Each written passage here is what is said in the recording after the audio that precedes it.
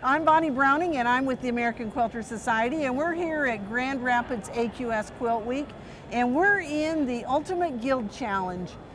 This group won first place in this part of our contest. Yay! Congratulations! And so tell us a little bit about how you went to put this together for the contest.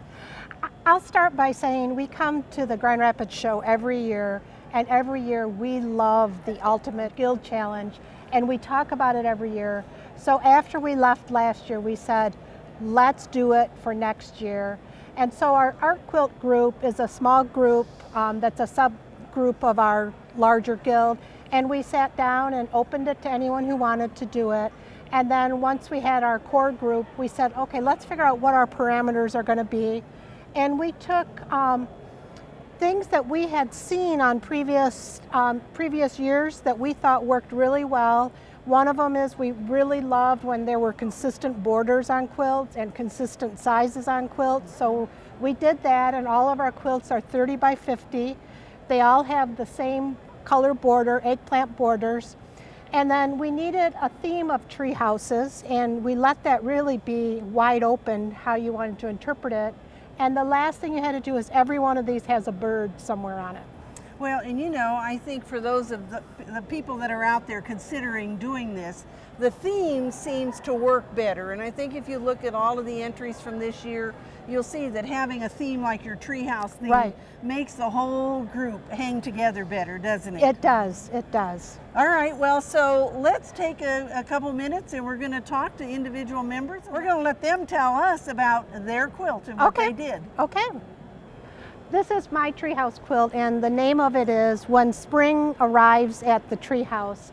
And my background is a pieced background, and then I actually have some tulle over it.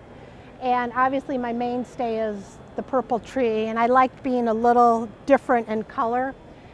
My favorite part about making an art quilt are all the little details. So once I get the main thing done, I love that my tire swing is made of leather, and I have an old car here, and it says, there's a quote on it that says, with a tree house and imagination, you can go anywhere.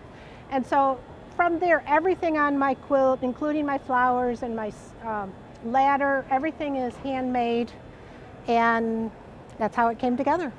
I'm Patty Chipman, and this is my quilt, and the name of it is It's a Beautiful Day in the Neighborhood. And my thought about the tree house was that the tree itself is the house. And so I tried to incorporate as many different creatures that I could come up with that live in trees. And my second goal was to have all the creatures come from fabric that was already printed, so that I wouldn't have to make any of them. And I missed the squirrel. I couldn't find the squirrel in a printed fabric, so that's the only one that I had to make myself. But it's a technique where I've cut a lot of the things out and placed them on here, and then put tulle over top of it to hold it all in place, and then sewed it on top of the tulle.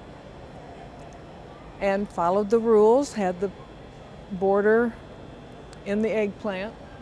And another thing that we talked about when we were working on this was that maybe having something from the quilt go into the border as well would be nice. And I think most of us did do that, but I'm not sure if everyone did or not.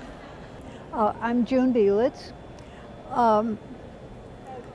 When the idea came to my head, I just took it very literally. I had to put a house up in my tree.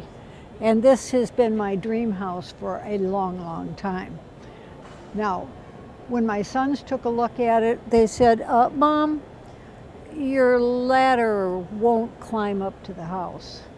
And I said, well, I can change that. No, just leave it. It's imaginary. You can just leave it there. But I started with the background and just kept adding things, and then we need to put a bird in the quilt, and I had this lovely flock of birds that I decided needed to kind of pull it all together. Hi, I'm Jackie Scarrett, and my tree house is called the Guardian. There are actually 3 guardians within this particular quilt. One of the guardians is the white crow, and he is a mythological being. The second guardian is the actual tree itself that's guarding all the animals during the winter that are hibernating. And the third guardian are trees in general, because they are the protectors of our planet. So there were a lot of things that went into this quilt as far as up here. These are all my own hand-dyed fabrics, and the animals on it are all hand-drawn. These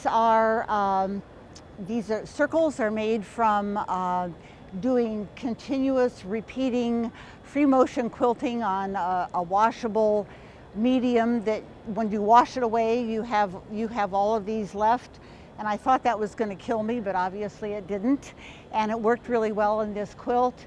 There was a lot of angst involved in creating this. It took over 4 months. I thought I would never get it finished to my specifications, but was really, really happy with how it turned out.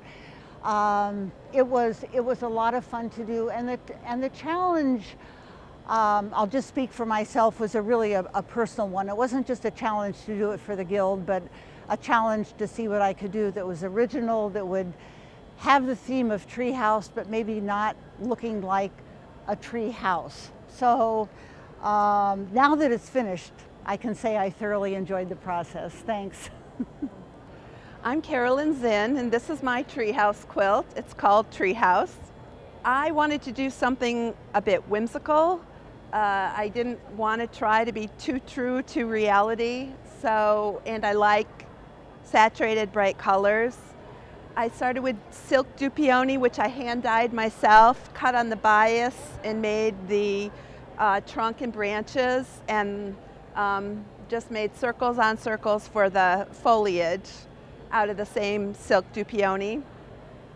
I added a whimsical little bird from the leftover circles, and my tree house, I wanted it to look like it was just swaying in the breeze, and I quilted it to look like there was a lot of motion as well. So that's my tree house. Okay, so now just to wrap this up, yesterday Andrea Ray, our contest coordinator, sent an email to the Guild saying that they were a winner, but they didn't know what they'd won until this morning. This morning, 2 of the members came in to do a press conference with us and to do a live interview, and so I said, well, now you might want to go take a look at your quilts and see what color ribbon is hanging on it. And I wish you could have seen the mouths drop open when they walked around and saw the blue ribbon. And so I want to know, what are you going to do with the $1,500 that you all win for this challenge? I think I already spent it. Buy fabric. Buy And more so is that what you bought? $1,500 worth of fabric? It was just my share of it. Well, and so you know what? Your guild could be the winner at this contest, and it's open to anybody in the country, in the world. You just have to have a contest amongst your own guild members, choose 8 of them, and submit it as one entry into the Ultimate Guild Challenge here in Grand Rapids.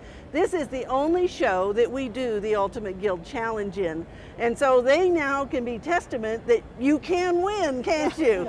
But you have to enter to be able to win. So we hope we'll see an entry from your guild next time.